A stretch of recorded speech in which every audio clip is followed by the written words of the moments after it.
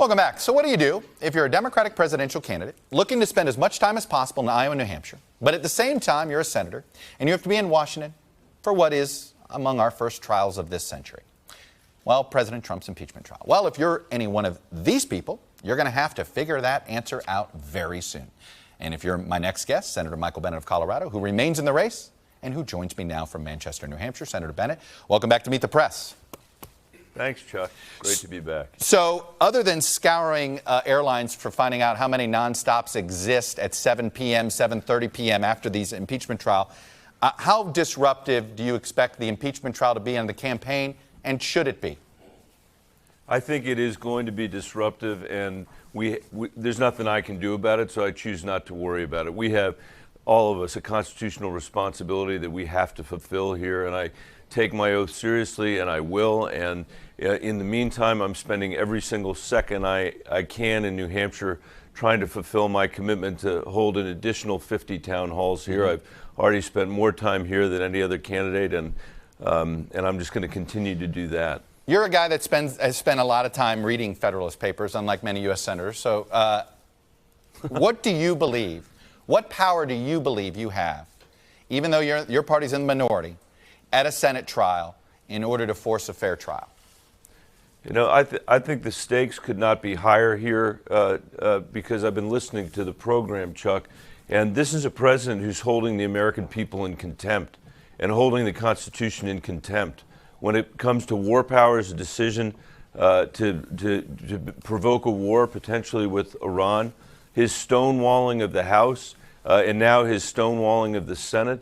So I think these stakes are really high, and I think the framers of the Constitution would demand of the people that are sitting in judgment that they put the Constitution in front of the president, and that they use this as an opportunity to remind the American people why the rule of law is so important and why nobody, including the president, is above the law. Where does public opinion fit into this as far as you're concerned after the trial? And the reason I say this is at the end of the day, he was a small d, democratically elected president by our rules, okay, the Electoral College. If the public, if 2/3 of the public isn't there, right, does that matter to you? I think it's important for public opinion to at least understand that what we were trying to do was hold the president accountable. And we may not have gotten in the end a conviction of the president, but maybe what we did was reestablish the standard of ethics that we expect out of a president and the standard of constitutional law that we expect from a president. I think that's important in and of itself. Do you expect to find 4 Republicans to join with the Democrats to get John Bolton to testify?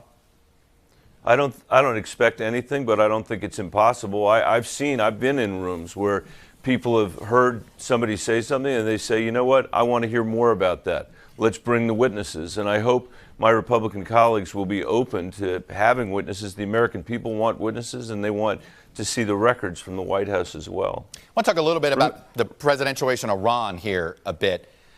The way the president made his decision and the way it's had an impact, I think, on the Democratic electorate, are you concerned that in some ways the president's actions has inadvertently strengthened the Sanders wing of the party over, say, the Biden wing or the moderate wing where you reside?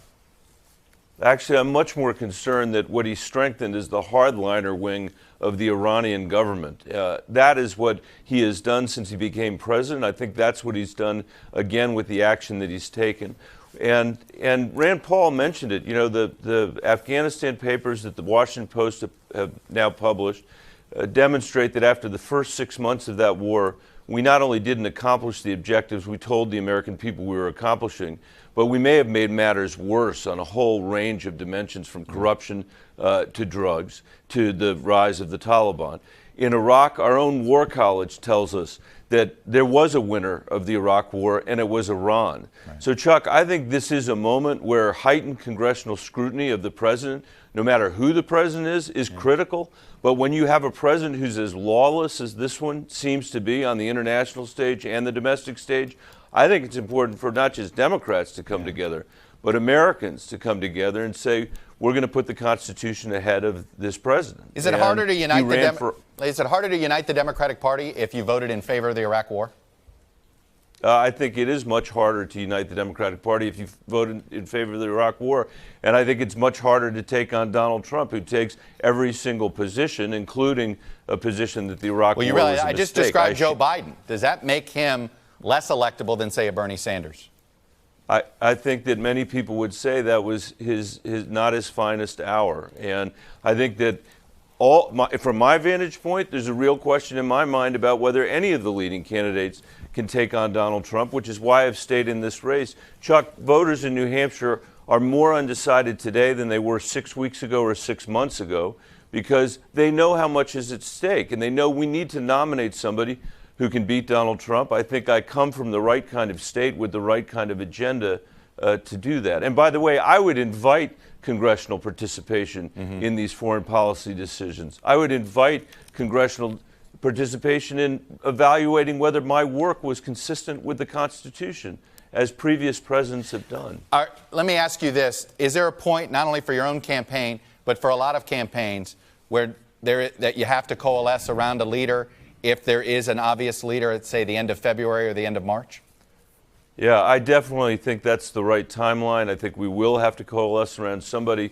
My hope, Chuck, is to come in the top third in New Hampshire, and I'm slogging it out, in a venerable tradition of people that have put one foot in front of the other, trying to get to storefronts and get to town halls and see if we can make progress here. But at some point, the most important thing for us is to come together and make sure Donald Trump is a one-term president. Well, Senator Michael Bennet, you are right about history. There's plenty of people who have been in your position who have taken off like a rocket in New Hampshire. We will be watching. I'm Senator still Bennet, waiting. Thanks, you got Chuck. it, buddy. Thanks for coming out and sharing your views. I appreciate it. Thank you. Hello from Washington. I'm Chuck Todd, and thanks for checking out the Meet the Press channel on YouTube. Click on the button down here to subscribe, and click over here to watch the latest interviews, highlights, and other digital exclusives.